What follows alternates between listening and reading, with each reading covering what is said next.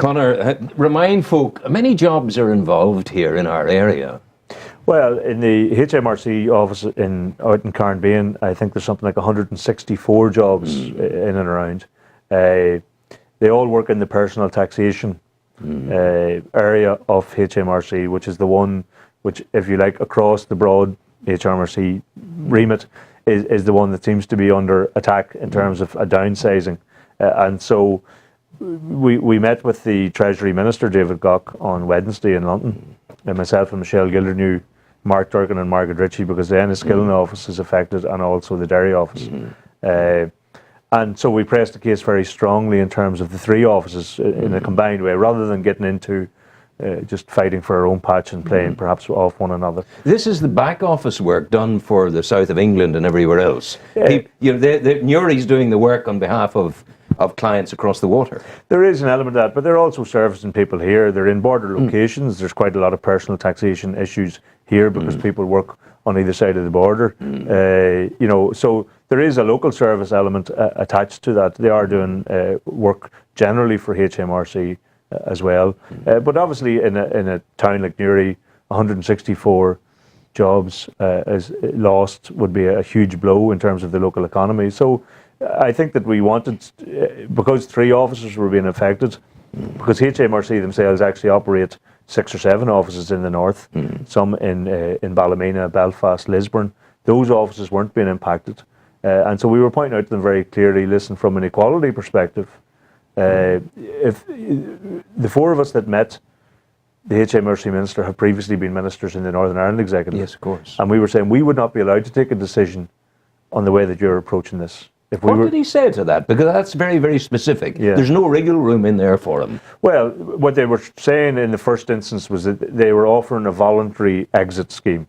So they weren't required to equality proof a voluntary exit scheme. But the next step they will. The next step they will, yes, absolutely. And we had pointed out to them that the staff in Newry had, to a person, refused the voluntary exit scheme. So once they were moving on towards anything that smacked of compulsory, then they were required to equality proof that decision, given where the offices were located, given that the majority of people affected were women, that they came from a broadly nationalist community, that these were all assessments that would have to be carefully scrutinised under equality legislation. And we were making the point to them that in all of the roles that we had all performed as ministers, and the civil servants that had worked under us in the various offices that had been located under our departments, we couldn't have tried to approach such a thing in the way that they're approaching it. I have to ask you, did you suspect he even, with the best will in the world, that he even knew anything about this? Well, yes, he did to a certain extent. He was briefed to a certain extent. Now, we met the senior person from HMRC who's in charge of doing this downsizing exercise. So I think most of the commentary was addressed to her. But we made him very clear on no uncertain terms that if they are moving towards, and as I say, the people in Newry have refused the voluntary exit scheme, if they're moving towards something which smacks more of compulsory, then they will be obliged to meet equality provisions of the Good Friday Agreement. Did he accept that? Yes, they did accept that. And again, the additionality of the Good Friday, that's your great shield, if you like, the Good Friday Agreement. Would a fellow minister in the English Parliament not briefed be naturally aware of the nuances of the Good Friday Agreement? Well, I would suspect probably not, because as you will know, there's minimal interest there. Absolutely. But the staff, the HMRC staff themselves are very much aware of it. They have already been in touch with the Equality Commission. Because the programme that they're involved in to date is a voluntary one, they're not obliged to equality impact assess the outcome of that. But once they move beyond that, and we did signal to them we intend to engage them again in March when this. What's their timescale for the jobs to go? Well, they're talking about a change in all of their processes by 2015. Yeah, so the timescale is okay for the battle. Oh, absolutely, and I think they were left very clear at the end of our discussion with them that we do intend to battle on this if they're not changing their view in relation to these offices. The HMRC employ currently about 67,000 people right across Britain and the north of Ireland. They have to get that down to 52,000. We understand that a lot of departments are downsizing and trying to become more efficient. But by the same token, the impact in border areas of offices like this is much more significant because of a number of factors. One, there is no opportunity for redeployment for these people because they're not civil servants in the Northern Ireland context. They're imperial civil servants, so they could only redeploy to other imperial civil service jobs that are Westminster-controlled civil service jobs. There are very few of those, if any, in the north. There's certainly none in Newry, Derry or Enniskillen. And the other thing is that the impact in these areas is much more keenly felt because there aren't other public sector opportunities really for these people. There aren't other industries or private sector enterprises located here to such an extent that it's easy to move from a job like this in the civil service into another form Which of employment. kind of takes me to the next. He probably wouldn't have said it to you, but did you detect in anything he was indicating his rationale in inserting the point of his sword of cuts into your ribs? Why is he picking on us to do it? Well, I think their rationale is right across the board. They have to reduce by 15,000 employees, and they obviously would argue they're spreading this across in Scotland and in England and Wales and here. We're saying to them very clearly, there's a different set of circumstances pertain here. Absolutely, there is a requirement when you're looking at downsizing here, where jobs are located, who they impact upon, to take into account that. As per our equality legislation here, and we're saying you can't apply the same rationale to there. So, and you haven't yet even mentioned that we're supposed to be on a road to peace, and that we're supposed to have some kind of ongoing support mechanism to actually encourage the journey to the destination. And if they rob people of jobs, that's not within the spirit of the journey we're on. No, absolutely. I mean, the British government were to provided a peace dividend, which they singularly failed to come up with, either under the Labour administration or under this Tory administration. And we also reminded them as well that the executive here in Belfast have a policy of trying to decentralise jobs out of Belfast. And the Department of Agriculture have been doing that. They're talking about moving their entire headquarters from Belfast out into the rural area to try and ensure, given the spread of our workforce here, given the spread of the population here, to try and ensure that there are job opportunities for people right across the 6 counties. And this flies in the face of that because the offices that they don't propose to touch are in Ballymena, Belfast, Lisburn, all located in that eastern hub, if you like. And the offices are purporting to look at and to perhaps reduce are in Derry, Enniskillen and Newry, right on the border. So I think that flies in the face of executive policy as well, even though they are not subject to executive policy. But in terms of the spirit of what we've been trying to achieve here in a peace dividend, in ensuring that there's a good spread of jobs, then they're certainly flying in the face of all of that. Did you get the sense that he was surprised by the information you were bringing him? Because presumably you didn't brief him on what you wanted to say to him before arriving. So you arrive, you lay out your stall. Did you sense that you had set him back a little bit on his feet, and that he now knows he's got a battle on his hands? Oh, I think he certainly knows he's a battle on his hands, and the senior officials that were with him know that they have a battle on their hands. The fact that the 4 MPs came together, set aside party political differences. And could I ask you, by the way, just to, now that you're at it and you have this agreement, would you invite Mr. Haas back and sort it out between the 4 of you who went there? It seems to me you could do it admirably. Well, in terms of the 2 parties represented, there is no difference on the Haas propositions, but I think that we certainly did leave them with a strong sense that we brought very clear information on our own experience as former executive ministers and the way that we had to conduct our business to the table to him. We also, they're very clear in terms of where the workforce are at, that they are not voluntarily exiting these jobs in any of the offices. I think there may be 1 or 2 take up in some of the other offices, but certainly in Newry there was no take up in that. That the unions, the workforce and ourselves as our elected representatives are determined to fight this, and we have good grounds to fight this. Demonstrably so. And by now he's got a flea in his ears. He knows he's not dealing with any Tom, Dick or Harrys. That you guys have been there, done it, got the T-shirt. You know what you're on about.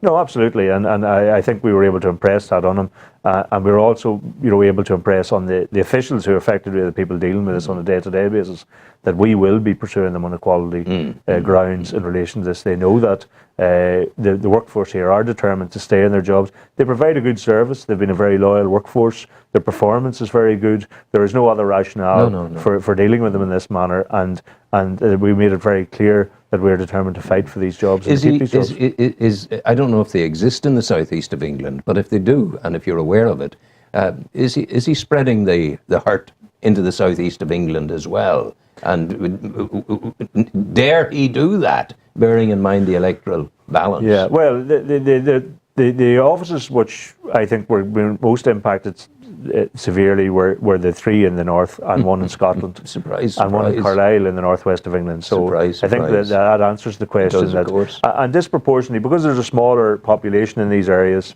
the impact of losing 160 jobs, is very high in the Newry area, where 160 jobs lost in London is a drop in the ocean. So I think we were impressed, and we also asked them for the percentage in terms of the workforce that were purported to lose their jobs here as opposed to England. Now they've come back with those figures, but I think you'll find that we have a proportionally much higher impact on the total workforce for HMRC here than perhaps in other areas. And these are all grounds on which we intend to fight this proposition. On another issue, it came out just this morning, around about 9 o'clock. I wonder if the Deputy First Minister is weeping into his cup this morning as a consequence of what the First Minister had to say about him in public this morning. You got the story, did you? Yeah, well, the First Minister's approach to these things sometimes is characterised by he feels attack is the best form of defence. And really, unionism and the two main unionist parties have been struggling to find a defence on the back of their rejection, effectively, of the Haas proposition, which was a long, a very high-profile negotiation, one which, we were down to 7 drafts of a document. You were close. Well, at the end of that, to find that there were so many flaws in the document, you would wonder what advice had been given between draft 1 and draft 7. Did you sense that there were demonstrable flaws? 7 or 8 flaws. No, from our perspective, there were issues in the document which we had difficulty with. Surprised you? No, that Haas was saying was okay. No, not surprised. But when you go from Haas 1 to Haas 7, you have a fair idea of what's coming through in the document. Yeah, you do. From our position as Republicans, we had to take a decision. There are certain issues which caused us concern, that around the language, around the issues of dealing with the past, and we had to decide as a political party and as people of a Republican perspective whether we could live with those things in the interests of moving this on, of trying to deal with these poisonous issues which are impacting on a day and daily basis on what should be a normal political process of dealing with education and health and all these matters. Were you offended as a politician when Haas from New York issued the statement saying it was time for implementation and not for negotiation? No, not at all, because that's our viewpoint. We've been through a negotiation. In many so you ways, think it should be implemented as it is at the moment? In many ways, it's roughly similar to the Good Friday Agreement experience, of which the DUP weren't part, and that you go through various drafts, a kind of a hothouse atmosphere negotiation. You get to what people in there, and Haas is a skilled diplomat, so is Megan O'Sullivan, and their best guess of what the positions parties had put to them. They came up in the final draft with things which made us uneasy and uncomfortable, but in the broader... You were going to live with them? In the broader interests, yes, we felt we could live with them, and I was at the Ard Corley meeting last Saturday in Dublin where we decided to accept that as a basis for going forward. So you come to that point where you take a decision, okay, this isn't our document. If it was our document, it would be different. Oh yeah, of course. But this is a compromise document between 5 parties. Can we live with what's in it? We said yes, we could. And I think unionism, since that process ended, has been trying to defend itself. And now we've got on to some of the actual things that have been happening in Belfast. And quite clearly, Martin McGuinness's view in relation to the disturbances that have been happening in Belfast is one that's shared by senior police people, as well as senior people in the unionist community, that in effect the Orange Order, the PUP and the UVF have been acting on the same script, and there's photographic evidence to show them speaking off the same platform. So there's nothing new in that, and for the First Minister, I think, to react to that comment in the way he's done is really more about the discomfort that he and his party now feel themselves under as a consequence of rejecting the Haas process. It's a huge reaction. It was virulent towards McGuinness. You know, McGuinness was that much, and he was this much in terms of just quantity of words spoken. But that's the DUP of old. That's the Paisley style of old, not the latter-day Paisley. But the DUP style of old was to attack in a very virulent and personally insulting way things which they were just uncomfortable with. And Martin's comments, I think, have struck a raw nerve because they're accurate. They're not only accurate in terms of our perception, but that perception is shared by senior police. It's shared by senior people within the unionist community, and it's a widely held view. So I think to respond in the way that the First Minister has done is not to actually address the issue that is the tail wagging the dog in unionism. Have they got the courage or convictions to say this is a better deal for all of the people that we represent across all communities, or are we going to allow this lowest common denominator to hold back progress? You know what's in all the drafts. You know draft 7 of Haas. You know the sacrifices you were going to make in order to have it implemented. In comparative terms, where would you place the sacrifices required of the unionists to make it acceptable? Well, I suppose from their perspective, they would obviously view them as much more significant than I would. The issues they get caught up on were things like flags. Now, they could fly the flag as it's currently flown on Stormont and on all government department buildings on designated days. That was in the document. People have accepted that as a compromise position. They wanted to get back to the situation in Belfast City Hall of flying a flag 365 days a year. They didn't want to get into the issue of addressing the illegal flying of flags, this tattered rags hanging from lampposts, which I think everyone wants to get rid of. Absolutely. And then the issue in parading, the big hang-up was on a code of conduct. Now, why would you not want those who go out and parade along streets and in some occasions cause offence to people to be bound by a code of conduct? You would want it. Well, I think it's, I mean, for the small number of Republican parades that there are, we're quite happy that people have to abide by a code of conduct. And if they aren't, there are consequences for them for breaching that. So, you know, when you're saying about having to swallow things, I think it's very interesting that particularly the DUP haven't come out specifically what the issues are themselves and explained why they couldn't live with them. But that's our understanding from the negotiations of where the sticking points were from. And I see those as things which they're concerned about. The people who have taken to the streets causing violence as taking issue with them and those things. And really, I think leaders have to stand up at some stage and say to people who are holding the community back, no, you can't have truck with that anymore. We need to move on. We're taking the decision which is in the best interest of the broad people whose voices aren't heard out on street protests, and we're moving on with this, and we're facing down those who are holding us back. But they seem reluctant or unable to do that. It seems to me now, and I've been looking at this whole evolving story over 40 years, for goodness sake. I've seen it from beginning to end. But it seems to me now that you and the unionists, the both sides of the spectrum, you are engaging with each other in spite of Haas disagreement, that there is a greater, dare I use the term, mutual respect creeping into it, that there's a different realpolitik, that you each are now embracing the heart of the democracy which we're about. Well, I mean, I think that's a natural consequence of having to work together every day. I mean, we had for a long period of our politics, unionism didn't speak to Republicans. Oh, sure. When your person was coming in through the front door of the BBC, I was putting Paisley out through the back door. Well, and there the two would meet. Yeah, and that was not our choice. That was the choice of the unionist representatives. So I think the fact that people have to work together does allow certain relationships to build up. It doesn't mean people compromise on their deeply held views, but it allows people to at least build up civil relationships with each other, which means that you have a better opportunity when things do break down or when there is a major disagreement, as there is on the back of Haas, to try and at least have some dialogue around that, rather than that just transferring itself out onto the street. I think whatever about our disagreement with the DUP, there is a determination between ourselves and themselves to make sure that we don't create a tension which spills out onto the streets as well. Conor Murphy, thank you very much indeed. You're welcome. That's great. Yeah, thanks, Andrew. That okay?